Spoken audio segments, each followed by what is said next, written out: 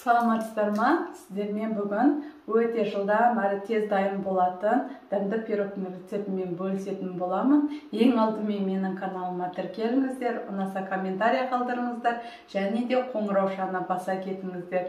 Сіздер де отбасыңызды тәтті жасап қуантыңыздар. Сіздермен болған мен Накипбекова Гүлжанар. Бізге қажетті заттар: 3 жұмыртқа, жарты кесе сұйық май, жарты кесе сүт, 1 кесе шекер, қопсытқыш және ұн қажет болады. Ең алдымен жұмыртқаны таза құрғақ ыдысымызға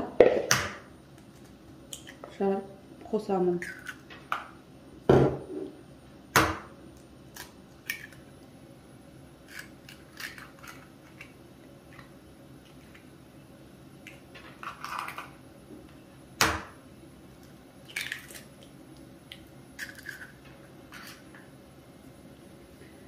Бисмиллах деп миксерлейтін боламын.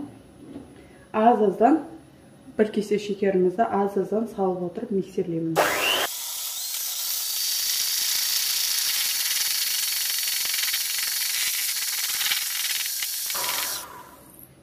Аппақ пена болды. Енді үстіне сүтті құямын.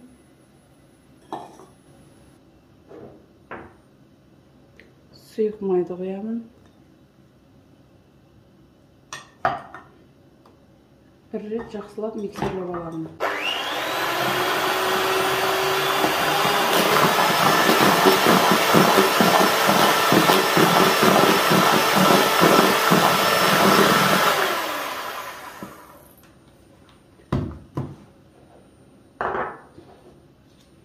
Ұнның жартысын саламын. Және де 1 шай қасығы разрыхительді қостым. Екеуін жайлап араластырып аламын.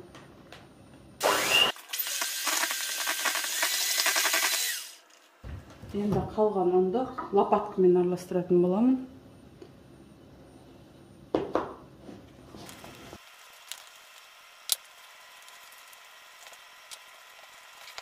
Массамыз дайын болды. Массаның сұйықтығын несін қараңыздар міне.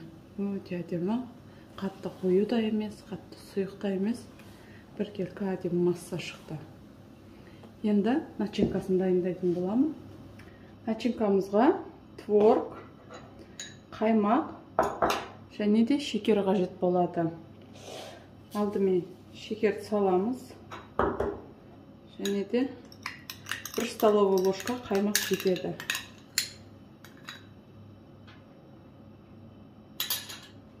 Барлығын блендердің көмегімен езіп аламын.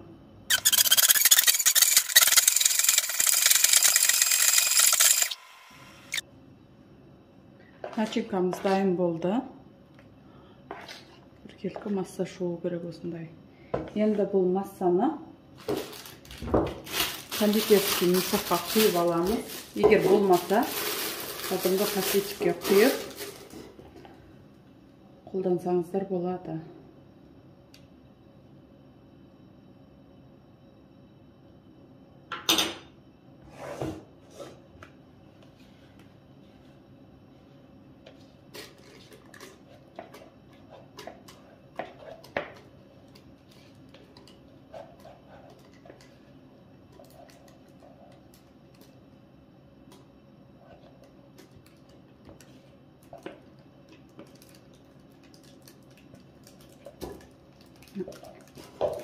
Құйып алдым. Формамызды алып, мен 4 бұрышты форма қолданып жатырмын. Ішіне жаңаға сұйық массамызды құямыз бірінші.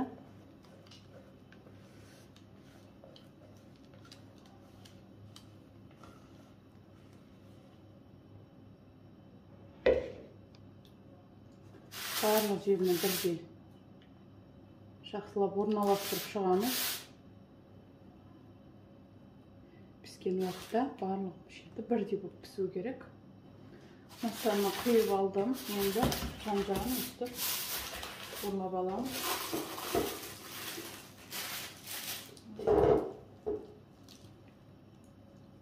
және жаңағы массаны начинкамызды осылай құйып шығамыз.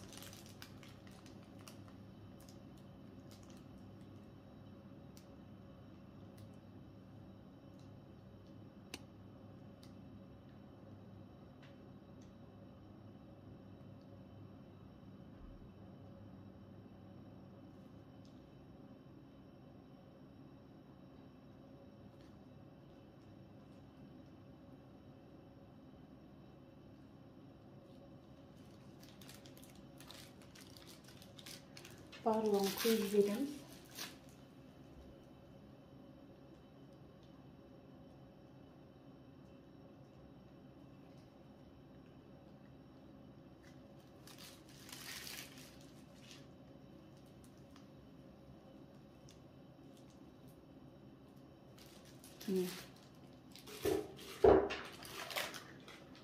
Массаны құйып шықтым. Енді қызып тұрған 180 градуста 35 минут аралығында пісіріп аламын. Міне пирог дайын болды. Өте жұмсақ болып пісіп шыққан.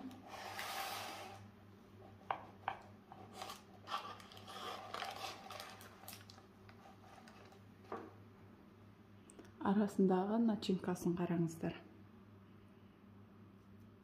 Пирогтың жұмсақтығы өте дәмді.